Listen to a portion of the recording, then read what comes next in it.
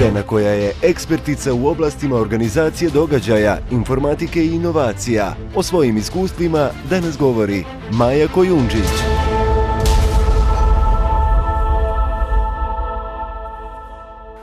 Uvijek sam si govorila da pazim što želim. I željela sam zapravo jednog dana biti pred mladim ljudima, ali nisam računala da ćete biti u ovolikom broju, i pričati vam o tome što sam ja sve prošla. Malo bi bilo vremena, malo bi bio cijeli ovaj dan da vam pričam o svim usponima i padovima, jer bilo ih je koliko hoćete u ovih mojih 37 godina, padanja, dizanja, ali ono što je najvažnije od svega, da nije bilo predaje, nema odustajanja. To morate zapamtiti, to želim da zapamtite. To ćete vidjeti i kasnije u ovom što ću vam pričati. Ne smijete se nikada predati, ne smijete nikada misliti da ne možete. Možete. Možete jer ja mogu. Ja sam danas ovdje pred vama. Pred vama sam zato što sam mislila da mogu.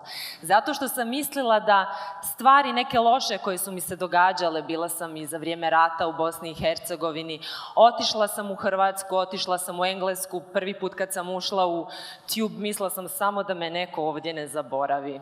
Naravno, kao što vidite, glavni sam krivac ja, glavni ste krivac svi. Nisu vaši roditelji, nije komšija, nije neko ko je možda bolji od vas, nije vaš muž, iako muž je uvijek kriv, samo da znate za ženski dio publike, muž je kriv uvijek i bolje mu je da to odmah prizna i nemojte se udavati ako nije kriv, odmah ne kaže kriv sam, može. A za muški dio publike, molim vas, nemojte zaboraviti ono da, draga. Uvijek, svugdje, u svakom trenutku, da, draga. Radi. Dobro, malo se moramo našaliti. Uglavnom, rođena sam Brčanka, odselila sam se u Hrvatsku 1997. jer igrom slučaja nismo se mogli vratiti u naš dom. Naravno, došla sam u Hrvatsku, radila sam u medijima već u Bosni i Hercegovini. Jedan od mojih prvih poslova je bio na radiju, vodila sam neke zabavne emisije i tako.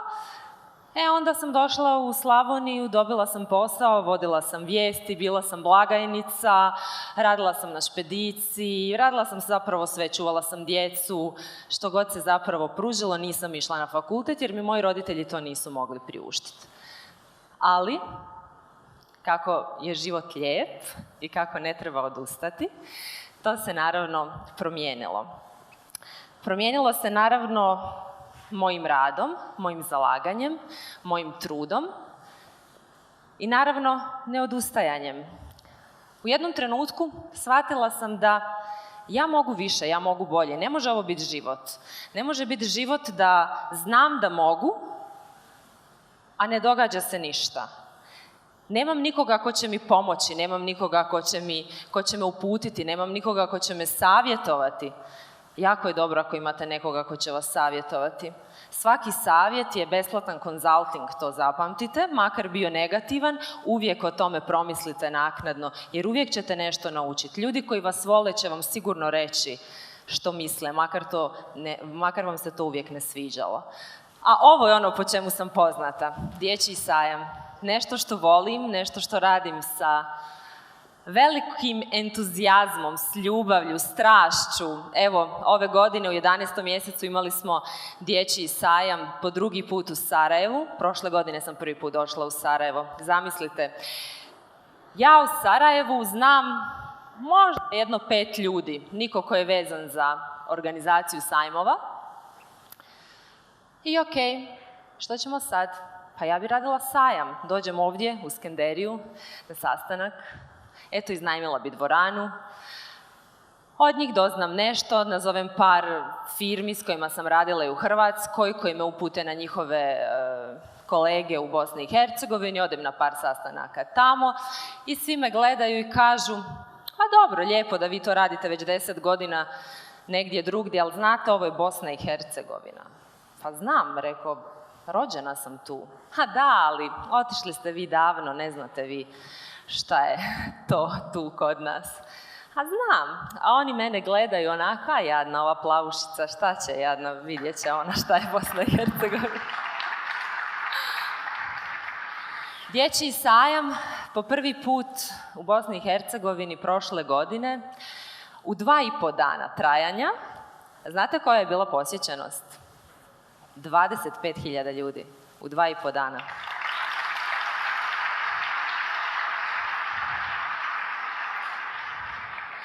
Ponovili smo to i ove godine s ponosom, moram priznat da bila mi je velika trema da li ćemo uspjeti. Jer kad radite organizaciju nečega, evo tu su vaše kolege u organizaciji, nemate pojma koliko je to stresno.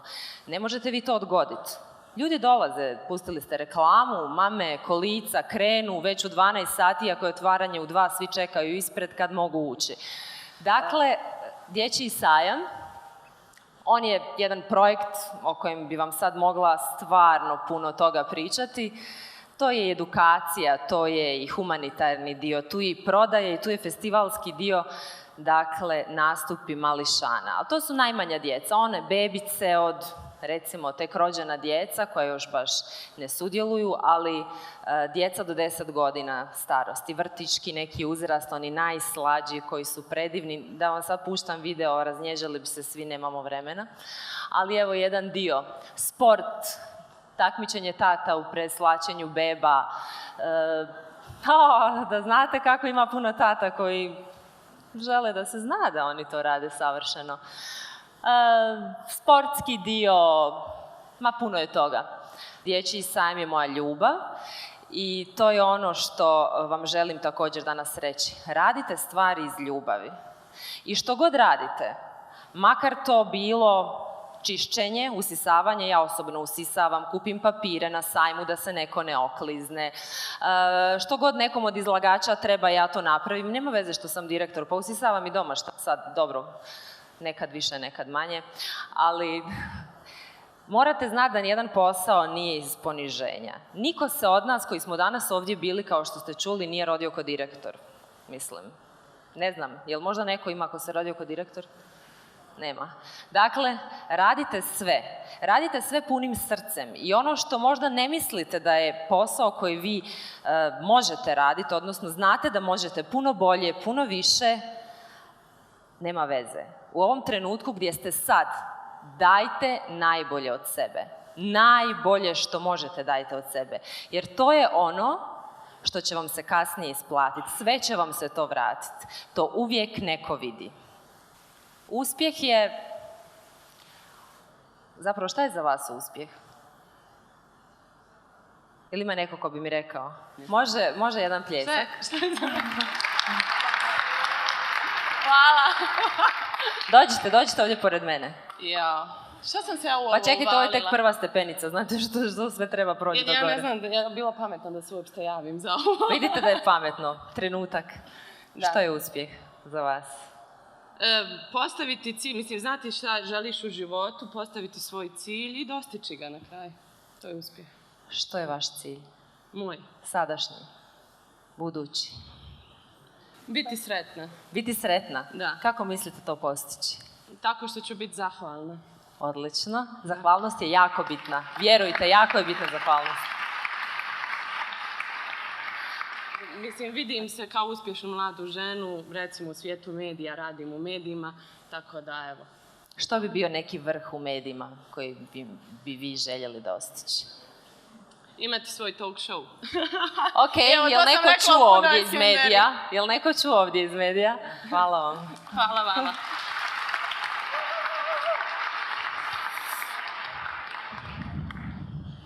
Ovo su sad neke male parole koje bi vam ja rekla, jer da vam pričam o svim padovima, bilo ih je, kao što sam rekla, trebalo bi nam puno više vremena.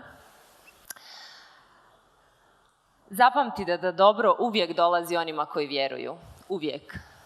Naravno, još bolje onima koji su strpljivi. Meni strpljenje nije jača strana.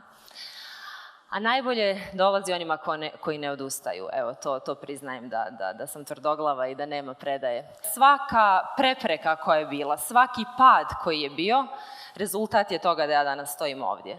Sve me očvrsnulo i ponovno kad razmislim, možda nekih par stvari, ali ništa ne bi mijenjala. Dakle, nemojte zaviditi ljudima. Pomozite ljudima, budite ljubazni, budite nasmiješeni, Ako vidite nekoga ko se danas ne smiješi, poklonite mu jedan vaš osmijeh jer ne znate koliko to može ljudima promijeniti dan. Možda baš vaš osmijeh može danas nekome promijeniti čitav njegov život. Budite predani, ne pričajte o drugima loše jer time zapravo govorite o sebi. Nema potrebe da o drugima pričate loše. Budite dobri i vidite da li možete pomoći. Ako ne možete pomoći, nemojte pričati loše. Toliko toga naučite na putovanjima da je to nevjerojatno. Toliko toga čovjek vidi šta je život, šta je svijet. Pa mislim, kakve ja probleme imam? Ma nemam probleme, zdrav sam, evo me tu, šta mi fali? Ništa. Dakle, definitivno putujte kad god imate priliku, pa makar i do Zenice. Uvijek čovjek nešto novo vidi. Do svakog cilja postoji put. Vjerujte, do svakog. Nekad je trnovit, nekad je gore, nekad je dolje, nekad je kao što je kolega Erol rekao kroz žicu pa vas malo izgrebe, a Bože moj, ali postoji put. Gledajte ako ste u prilici da izaberete onaj lakši.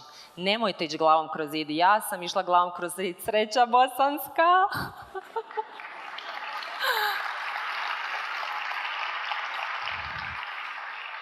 I zadržite pozitivan stav.